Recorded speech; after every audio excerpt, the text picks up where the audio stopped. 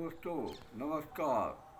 आज हम अलीकवादी चिंतन की एक और कड़ी में शेषायत पुस्तक की विरल सामग्रियों पर समीक्षात्मक चर्चा साझा करना चाहते हैं।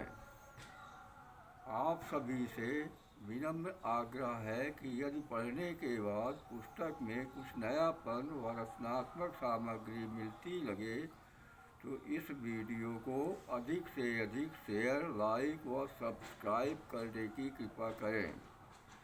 पुस्तक का शीर्षक ही बहुत व्यापक अर्थ समेटे हुए है, अर्थात शेषायत बराबर शेष धन आयत।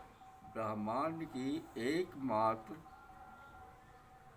धरोहर पृथ्वी के जीवन के निरंतरता को बढ़ाने हेतु प्राकृतिक पर्यावरण के जहरीला बनने के रफ्तार के बीच विशुद्ध इंसानी दिमाग व वायुमंडल का ऑक्सीजन अंजाम तक पहुंचाने हेतु कितने क्षेत्र में शुद्ध बच पाया है।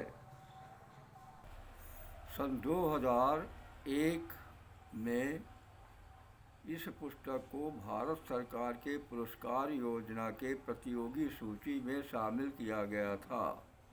पुस्तक में यूनिक दार्शनिक बिंदु इतिहाद वर्सेज आदि इति का धरती के साथ पूरे ब्रह्मांड के दायरे में सक्रिय गोल चक्र को उदाहरण के साथ स्पष्ट किया गया है।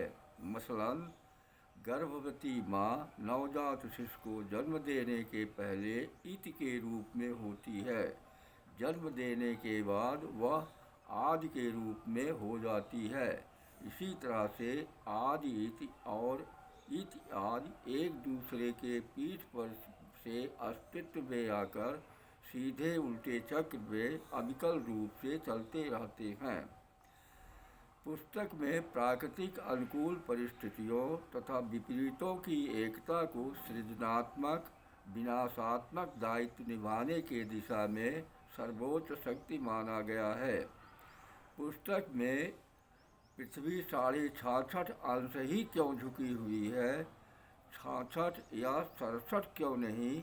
यदि पृथ्वी को यह आधा अंश का संतुलन न मिलता तो शायद वह अंतरिक्ष में लुढ़कते भटकते किसी अन्य ग्रह से टकराकर चकनाचूर हो सकती थी। ऐसे अनेकों विषयों व तथ्यों के साथ अनोखा विश्लेषण किए गए हैं। प्रायोगिक विज्ञान के विषयों को छोड़कर वर्तमान कथित साहित्य, चाहे वो अधिकांशतः उपन्यास, कहानी या कविताओं के संग्रह ही क्यों न हो, ऐसी प्रथम दर्जे में शुमार पुस्तकें विडंबनाओं के घेरे में फंस भोगे सच को उस पीड़ित को बताती लग रही है जो तरह तरह के उत्पीड़न शोषण सहते रहते हैं। क्या यह प्रवृत्ति पीड़ितों के साथ भद्दा मजाक नहीं साबित हो सकता? जबकि ज़रूरत इस बात की होती है कि जो सच्चा साहित्यकार है वह अपने बौद्धिक स्तर के मुताबिक चर्चित शोषण उत्पीड़न से निजात पाने के दिशा में जोखिम का सामना करते हुए उचित उपाय भी बताए। प्रस्तुत पुस्तक शेषायत में समाज से जुड़े उक्त जैसे गंभीर मुद्दों पर बारीक विश्लेषण करने के साथ समस्याओं, दिया बाण, भूत प्रेतों के मनगढ़ंत आप्त भय के स्रोतों को बताने की तरह के संभव लगते निदान भी बताने के प्रयास किए गए हैं। इस पुस्तक के लेखक अर्थाभाव के बीच स्वयं के साधनों से साकार रूप देने का प्रयास किया है। निश्चित ही उसमें कुछ कमियां भी हो सकती हैं, जिसके लिए लेखक क्षमा प्रार्थी। वर्तमान के विरोधाभासी समय में महाकवि कबीर दास का कथन साच कहे तो मारण धावे झूठे जगपतियाना का आलम अक्षरशः चरितार्थ होता लग रहा है। अतः यदि आप जैसे उत्कृष्ट बुद्धिजीवियों से इस वीडियो को उचित जवाब नहीं मिलता तो भी आपका दोष नहीं।